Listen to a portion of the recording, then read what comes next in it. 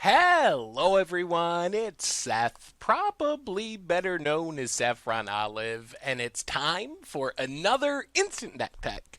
So, as you know, Thursday means it's Fishbowl Thursday here in Instant Deck Tech Land, and we have a super spicy modern list to check out today. This one's called Puca's Curse. Comes to us from Esser. So, Esser, thank you so much for submitting a super spicy list. If you want your own list considered for a future edition of Fishbowl Thursday, make sure to leave a link in the comments, or you can email them to me, saffronolive@mtggoldfish.com. So let's talk Puca's Curse. So what is going on with this crazy deck? We start off with one of the namesake cards, Puca's Mischief. So Puca's Mischief, 4-mana enchantment, and basically, at the beginning of our upkeep, we get to exchange one of our non-land permanents for one of our opponent's non-land permanents that costs the same or less, equal or lesser converted mana cost. So how do you break Puca's Mischief? And the idea of this deck is really sweet. We're playing a bunch of permanents that sort of enter the battlefield and do something, but aren't creatures. And those are the curses. So the idea of this deck is we can play curses, like Curse of Misfortunes, for example. And then when the curse enters the battlefield, we enchant our opponent. And then even if we give our opponent control of the Curse of Misfortunes, they are still enchanted with it. So the idea is we get kind of double value out of our curses. We get value when they enter the battlefield and their ability, whatever they're doing to our opponent, and then we get extra value by donating them to our opponent and stealing their planeswalkers, stealing their artifacts, enchantments, creatures, whatever we want, whatever the best thing our opponent has. So Curse of Misfortunes is the key curse in the deck because it lets us tutor up our other curses, and we have 4 other sweet curses. So Overwhelming Splendor just basically ruins our opponent's game plan. They can't activate non-planeswalker abilities. All their creatures are 1/1s, lose all their abilities. Basically, no matter what our opponent has going on, Overwhelming Splendor, it just wrecks pretty much all non-planeswalker strategies.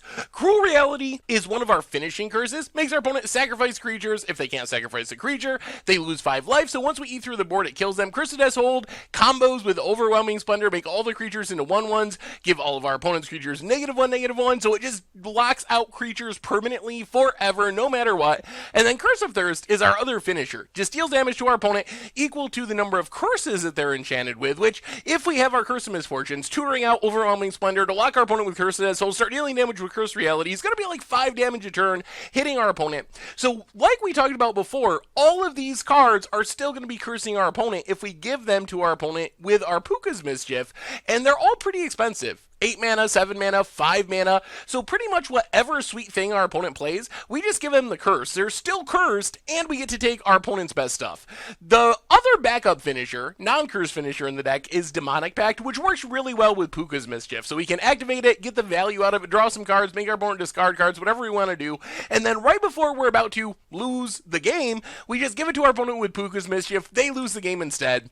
We need to ramp into our expensive curses a little bit faster. Our curses are expensive, a little bit slow. Utopia, Sprawl, Fertile Ground help get this job done. So on turn 1, on turn 2, we're ramping to get our Curse of Misfortune out as fast as possible to start tutoring out our other curses and win the game. Removal-wise, all enchantment-based. Journey to Nowhere, Oblivion Ring, 4 Detention Spheres because probably the best. They're at least the broadest. It hits anything and deals with a bunch of Lingering Soul Tokens or something.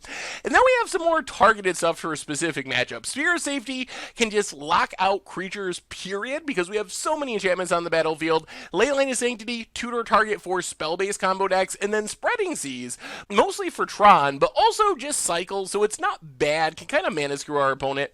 Why are we playing so many one-ofs? And the answer is, we have an Idyllic Tutor. So even though we only have 1 copy of Leyline of Sanctity, 1 copy of Sphere of Safety, we can use our tutor to tutor it up when the situation calls for it. Serum Vision, Sleight of Hand, more 1-mana stuff to just start getting things set up, filter through our deck a little bit.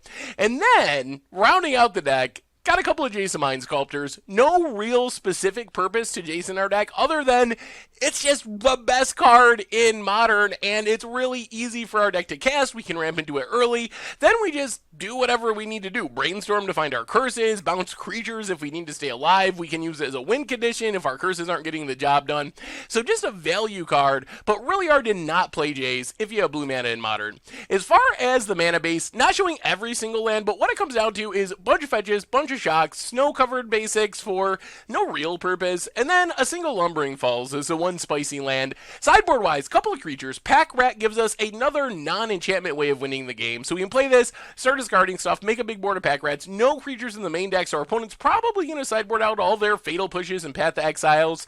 So Pack Rat is a great way to jank out the game if our opponent sideboards out all their removal. And then Thread the Last Troll, mostly to deal with Jace. Very, very good sideboard option, specifically for Jace decks. Kills Jace, hard to kill itself, can't be countered.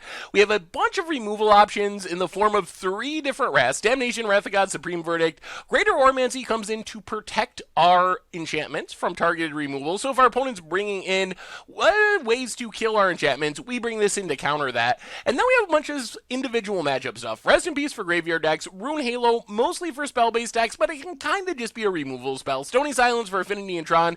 Council Crackdown, kind of the same matchups. Mostly for Affinity, but also very good against Lantern Control. And that is Puca's Curse for Modern, and that's our Fishbowl Thursday instant deck for this week. So again, thanks to SR for sending it in, and again, if you want your own deck considered for a future Fishbowl Thursday, make sure to leave that link in the comments or email them to me at saffronolive@mtggoldfish.com.